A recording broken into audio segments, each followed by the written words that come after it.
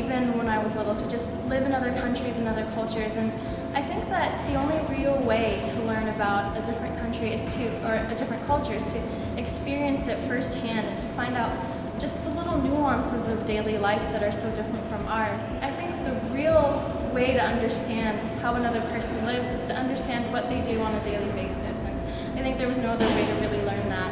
And also the academic aspect, I thought I'd be much more enriched academically, personally, spiritually, if I took myself out of the context that I was familiar with.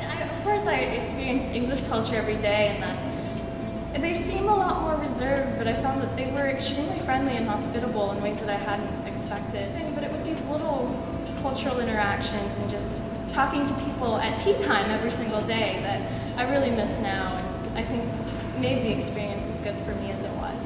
Well, while I was at Cambridge, I studied in 2 departments. I was in the Department of Chemical Engineering and Biotechnology, and also in History and Philosophy of Science, which I guess sounds like 4. But I took mostly chemical engineering classes with my first department, so things like transport processes and different kinds of math.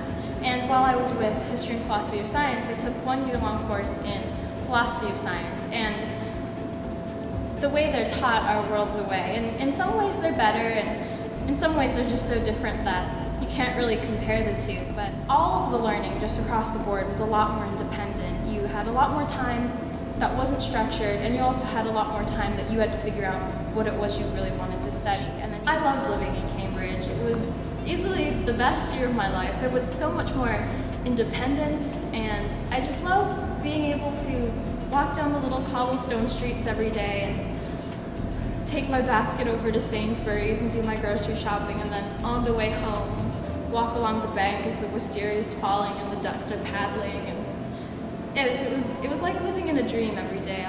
So you have quite a lot of time to travel. So I went around the continent, Spain and France and Rome during Easter. And I also did quite a bit of traveling in the UK. I got out to Ireland and sort of just putzed around the south of England for a while after my friends had finished exams. The sense of community in Cambridge is quite different from Notre Dame. I think that Notre Dame's sense of community has a very overarching Catholic feel, and that sense of community is the same wherever you go. Whereas in Cambridge, that's not necessarily the case. There is a sense of community, but you'll find it in smaller places, in your college, for instance, or in whatever church you decide to go to. So there is a sense of community, and it is very strong, but it is quite different from the one that we're fortunate to have here at Notre Dame.